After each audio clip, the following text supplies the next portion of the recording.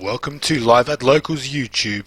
We are here today at the Dark Magician watching a duel between Orcust, definitely one of the format favorites, and of course the other deck we are playing against is the Dinosaur strategy utilizing Lost World and of course the ultimate conductor Tyranno. The two players playing today need a shout out. We have on the top of the screen with the silver and silver sleeves with the green extra deck, that is Jarryd. He is the one playing the Orcust strategy. Orange sleeves at the bottom of the screen is Nathan playing the Dinosaur deck.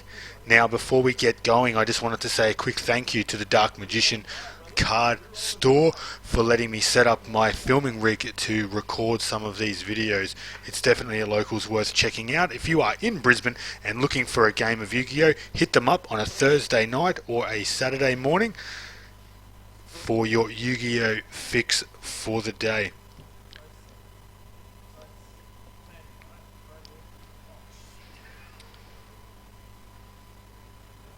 So please, in the comments down below, let me know how this sounds. I haven't done one of these before. This is the first Live at Locals that I'm going to be commentating over. Let me know what you think of the setup. Should I be filming top and bottom, or should I do it left and right like the seen in the YCS coverage? It is a homemade filming rig, which is why you can see a little bit of movement, but as I get better at filming this, I will fix up that movement a little bit. So the guys are just about to roll the dice and see who starts. They have agreed to turn the field center in the middle of the table so we can see whose turn it is. So it looks like the Dinosaur player on the bottom of the screen is taking first turn. Some vicious hand shuffling going on there. I wonder if he has something great to open with. Unfortunately not. He has passed turn back to the Orcust player. Going second, it will be hard to stop him from just going absolutely berserk. So the Nightmare Corruptor Ibly comes down for a normal summon. He's simply going to link that away, and Ibly's effect will put that on the other side of the board. That means nothing can be special summoned. That will ensure that Nibiru cannot be dropped on the Orcust player and eliminating the monsters on his board.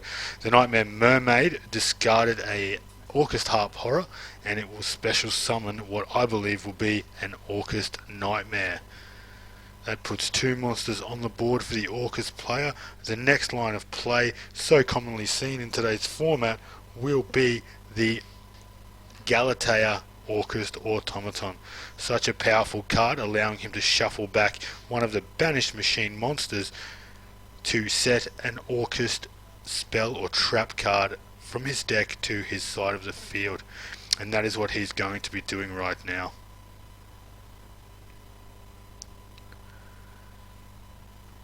And there's the Galatea coming down in the extra monster zone. The Nightmare has been banished from the graveyard. No response by the look of it. The World Wand sent from the deck to the graveyard. The Harp Horror will now be banished to special summon an Orcust monster. It looks like our Dinosaur player has a response. He has dropped the Ash Blossom to negate the effect, which means there will not be a special summon from the deck. Still options here for our Orcust player. Will he overlay into a Dingirsu?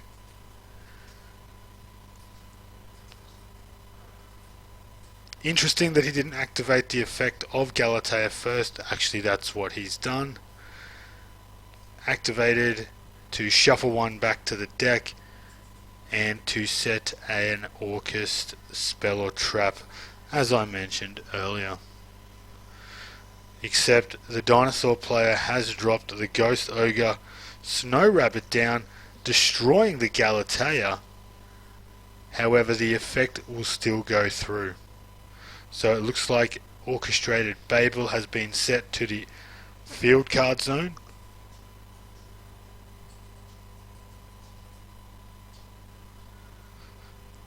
Deck has been shuffled and cut, and let's see where the Orcust player can go from here.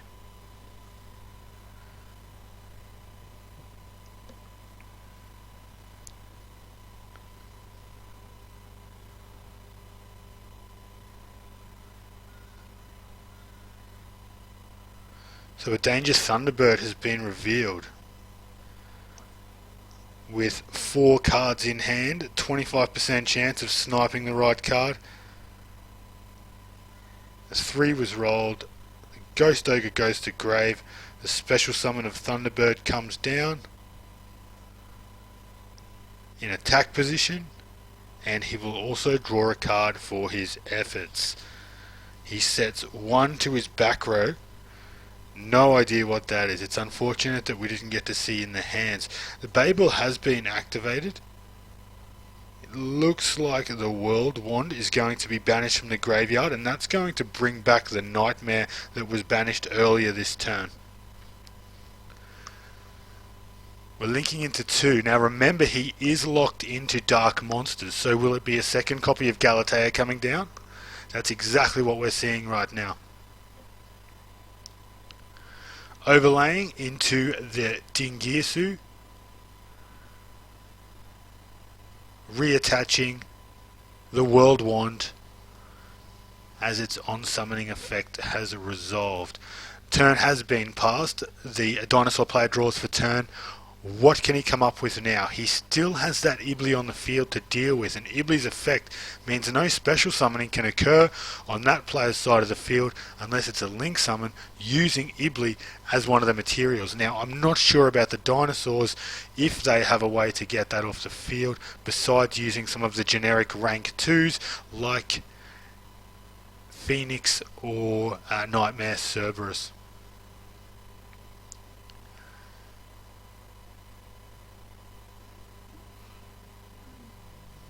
So during the Dinosaur player's turn, I believe this still could be the standby phase. The Orcust Nightmare is going to be banished from the graveyard to send an Orcust card from the deck to the graveyard.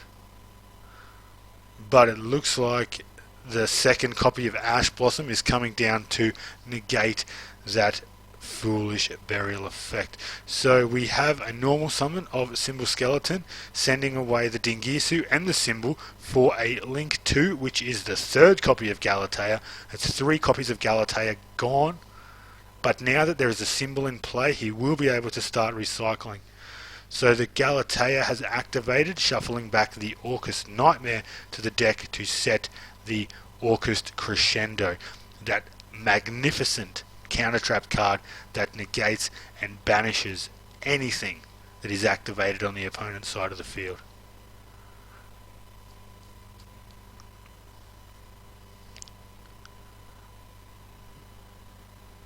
We still don't know what that second set card is on the Orcust player's field. Turn has been passed. I'm assuming the Orcust player simply wanted that copy of orchestrated Orcust Crescendo to be live. Turn has been passed back once again.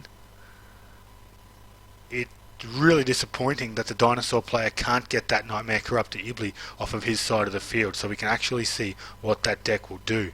He's just letting the Orcust player snowball that graveyard, get it bigger and bigger to activate even more effects. We're seeing right here the Symbol Skeleton is being banished, and that's going to special summon an Orcust monster back from the graveyard.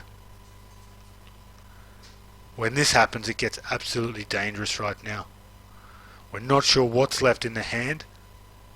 I can see an Effect Veiler in the Dinosaur player's hand. Maybe that'll be useful this turn, but I'm not too sure how much resistance that's actually going to put up. So Dingirsu comes back, activating its effect to send to grave, but it looks like... Okay, so an Effect Veiler was activated, targeting the Dingirsu, but that other set card on the Orcust player's side of the field was in fact a Called by the Grave that will banish the Effect Veiler and make it useless for this turn. So another Symbol Skeleton comes down, and looks like we're linking away for a link 4. And we have a Borrelsword Dragon. There is lethal damage on the board here, activating Borosword's effect, swinging in for 86 damage, 8600 damage right to the face. That was a 10-minute game 1. Interesting to see just how powerful that Orcust deck is, even though it played through 4 hand traps. It's unfortunate, like I said, the Dinosaur player didn't get to put up any kind of defense whatsoever. That Nightmare Corruptor Ibly just too strong on his side of the field, working for the Orcust player. So while these guys are siding in, let's have a little bit of a discussion about what some of the side strategies might be. For the Dinosaur player, he definitely wants to go second, so he's going to make sure that the Orcust player goes first. I can't see too much coming in, maybe a set of Lanciers to stop that banish effect during the standby phase. Anything that's going to stop the banishing from the graveyard is going to be helpful. Besides that, super polymerization could be an option if it's not in the main deck. I don't think we saw enough of the deck to see whether it's being mained or sided. It doesn't look like he's changing too many cards, but it does look like he's touching around with his extra deck. So maybe there are some super polymerization targets coming in, and some of the, I don't know, maybe some of the other hand traps that aren't as effective heading out. For the Orcust player, he definitely wants to go second, but I doubt that's going to be the case. Even though they do have such a strong matchup, I too would be siding in a set of Lanciers. That double evolution pill is such a strong card to get Ultimate Conductor Tyranno out of the deck and onto the field. By not being able to banish, it's pretty much a dead card in the hand of the owner, and it would basically hold him back another turn. But all in all, if our Orcust player sees another copy of Nightmare Corruptor Ibly, I can see this being another one-sided event, unless of course we're going to see some a significant amount of back row removal here.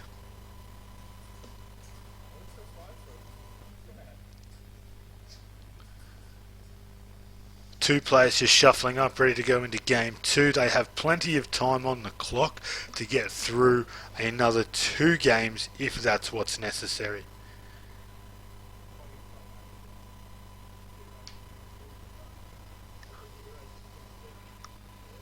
These guys are seasoned players. I do know the Dinosaur player Nathan at the bottom is playing this deck quite newly. He's only a new player. He picked this up during the week at some point and is testing it out now. I'm sure once he gets a handle on the build that he wants to play, he'll be much more devastating for opponents in the future.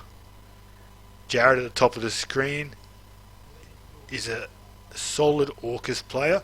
Pretty sure he's been playing the deck since the first few cards were released in Soul Fusion, and then the support came out in Savage Strike and then Dark Neo Storm after that.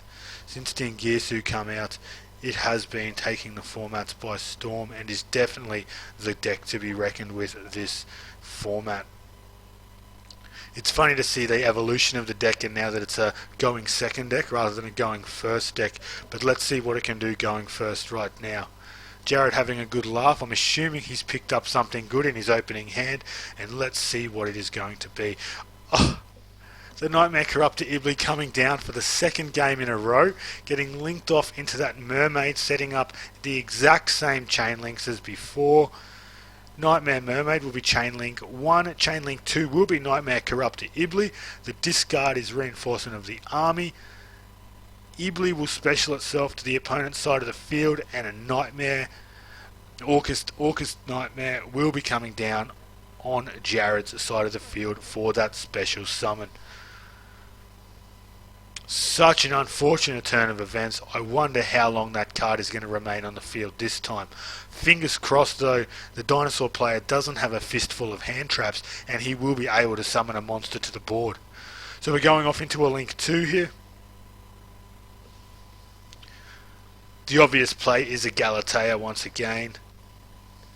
Jarryd looking a little bit flustered, activating instant fusion from his hand, paying 1000 life points to special summon El Shaddoll Winder and overlaying straight into a copy of Dingirsu. Dingirsu activating his effect in the end phase to detach the Galatea to protect it from the graveyard. There were no banished monsters, so Dingirsu did not get its effect. I don't know why that effect wasn't activated, banishing at least one card, maybe to fill up that graveyard a little bit more. There was no Lancier in hand or anything like that. But the special summoned will be stopped here. El Shaddoll Wind is such a powerful card, allowing only one special summon per player per turn. He's going to have to think carefully here. It does look like he has a few resources in his hand, but that Nightmare Corrupt Ibly is going to cause a problem. So the Soul Evening Overraptor comes down for a normal summon. Its effect will be activated but met with an Ash Blossom and Joyous Spring, negating that effect and rendering it a normal monster. So to get that Ibly off the field, it needs to be used in a Link summon, which is what is going to happen now. I wonder what kind of generic Link 2s the Dinosaur player is running, and we can see in his extra deck he's looking at a copy of Nightmare Cerberus.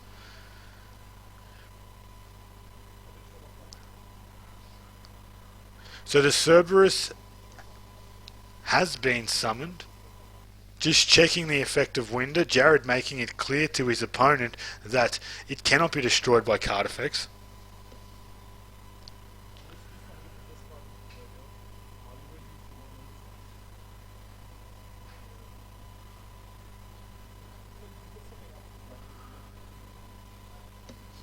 Players just discussing the finer points here. So he's opted to take back the Cerberus to special summon the Phoenix. Now the Phoenix here will not activate because there are no targets on the field that can be destroyed. So if he does want to put a card in the graveyard, Phoenix is definitely not the best way to go about it.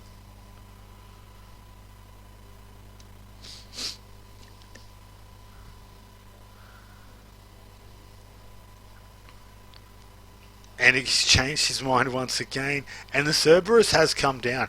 The effect has been activated. A monster, I believe, has been sent to the graveyard.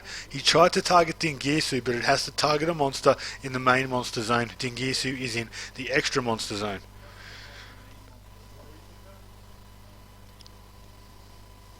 The pressure showing a little bit now, I believe. We are 17 minutes into the duel, almost 18. And it's unfortunate that it doesn't look like it's going to progress much further than this for this turn. Remembering at the end of this turn, Winder will come off the field because Dingirsu does not have any more materials to detach for the protection effect.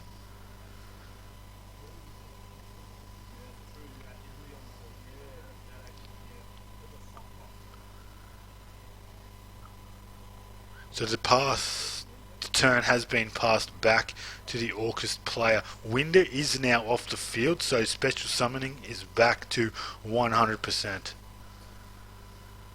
There is a Orcust Nightmare in grave. I wonder if that's the first thing that will be activated.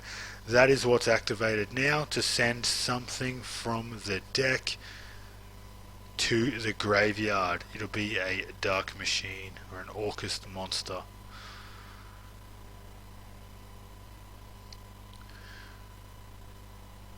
It was met with an Ash Blossom, I believe, because nothing got sent. So Cerberus was attacked over by Dingirsu and turned past.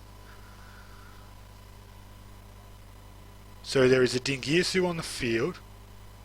One set monster by the Dinosaur player. Just having a quick look through his graveyard, doesn't seem to be too much in there just yet. He's probably looking to add a few more Dinosaurs to get that UTC in his hand on the field. So Danger Jackalope special summon or activated.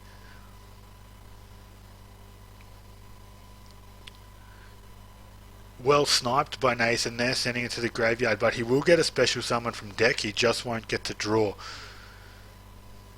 I'm pretty sure Jarryd plays the Tsuchinokos as well as the Nessies alongside the Jackalopes, giving him two separate targets, which will be two of each, I believe. So I believe a Nessie is what's going to come down on the field right now.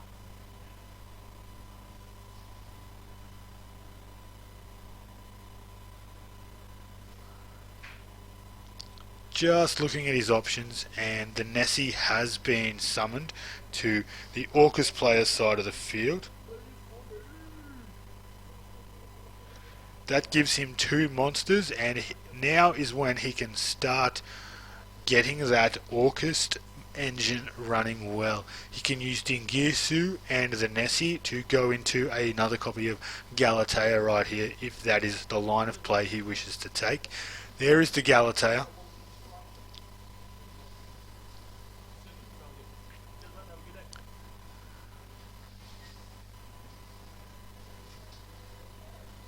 The Galatea has been activated. It will shuffle back the Orcust Nightmare, and it will set him a copy of Orcust Crescendo or Orchestrated Babel. So the Crescendo has been set to his side of the field. So there is 1 negate on board. That looks like it's going to come into effect later, and it's going to be quite useful for the Orcust player just to maintain a little bit of advantage. Now, what does the Orcust player do? Does he attack that face down and risk an effect going off? Or does he pass turn and let it come live?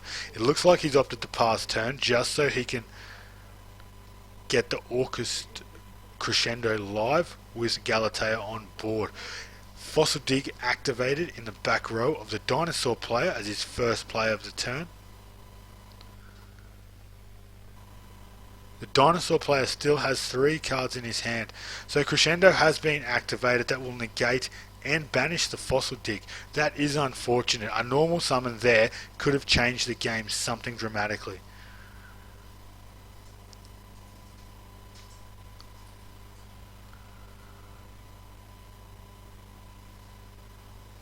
It looks like there might be 1 Dinosaur in grave already, which one would have been the one discarded off of the Cerberus. So the baby Ceratosaurus has been normal summoned. I've seen this time and time again where they enter straight into the battle phase and they attack into a bigger monster simply to get that second dinosaur into the grave. So he's banishing 2 dinosaurs. Oviraptor's gone, as well as the baby Ceratosaurus. And the Ultimate Conductor Tyranno is coming down for the first time this match. Will things change now? Now it can't activate its effect to turn it face down because Link Monsters cannot be flipped face down. It cannot be... Galatea, through its effect, cannot be destroyed by battle, but Ultimate Conductor Tyranno is a 3500 monster, and it is going to be able to land some lethal damage right there. It won't be enough to end the duel, but if he can get a couple of turns with some damage, he'll put the pressure on Jarryd, and he will have to try and find a way out of it. So he swung into the Galatea, even though it cannot be destroyed by battle. He will do the 1700 damage. He has set 1 card in his back row, and turn has been passed back. This simple state of YuGiOh isn't necessarily bad for the Orcust player. He's probably sitting there just relying on Galatea to take a little bit of hit and let him to get some resources back in his hand once again. He's activated the Crescendo from grave, and that's going to net him a Dark Machine monster from his deck. He's now locked into machines for the rest of the turn, but playing Orcust, there's probably not much else that he needs to worry about.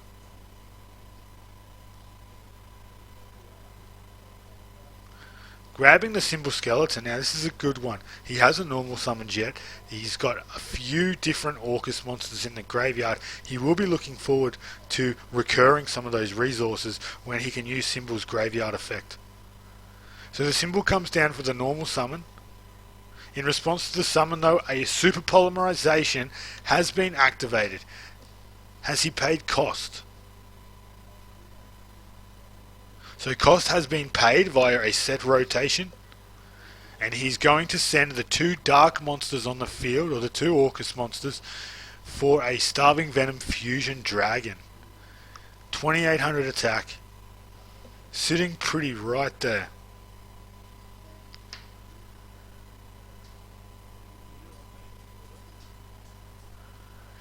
So the Vishuda Spirit of the 10 Year has been activated and special summoned.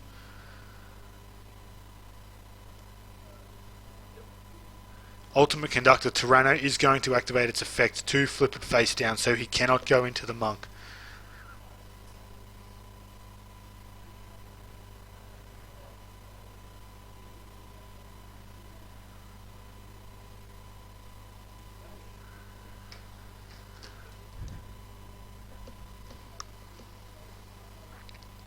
So the Galatea has been brought back by the effect of the Symbol Skeleton.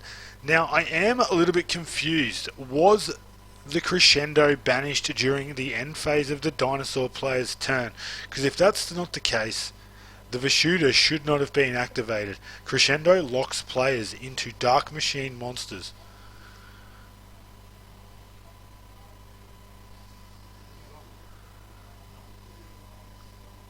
So the Galatea's effect activated, shuffling back to the deck the Symbol Skeleton, and it looks like the Orchestrated Babel has been set to the field zone on the Orcust player's side of the field.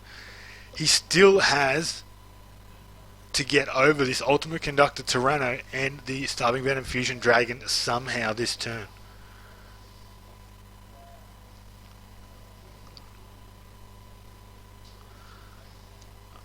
Okay, so the Dingirsu was summoned in the wrong part of the field. It should be in the extra monster zone. Let's hope it doesn't change the outcome of this game too much. So his past turn, because he cannot swing over the top of the Starving Venom Fusion Dragon, the Dinosaur player has drawn for turn. He is having a quick look at the graveyard of the Orcust player to see how many resources are left. From what I can remember, there's not a lot there in regards to Orcust cards. There is a Dingirsu in there, but I don't think he can bring that back because he shuffled a skeleton back. So the Starving Venom Fusion Dragon is going to attack the face down Vishuda Tenyi Spirit, but Dingirsu is going to activate to protect it, so it will not be destroyed.